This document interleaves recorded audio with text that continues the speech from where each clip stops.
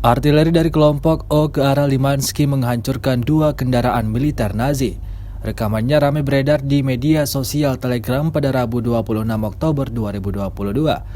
Para militan Ukraina mencoba untuk mentransfer bala bantuan ke posisi mereka, tetapi ditemukan oleh pengintai pasukan Rusia.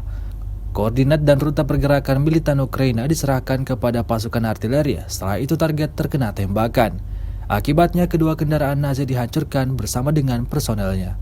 Sejauh ini selama invasi berlangsung, Rusia secara total melaporkan 326 pesawat Ukraina, 162 helikopter, dan 2.339 kendaraan udara tak berawak dieliminir oleh pasukan Vladimir Putin. Sementara itu dari kubu Kiev, Kementerian Pertahanan Ukraina melaporkan 480 tentara Rusia dieliminir dalam 24 jam terakhir.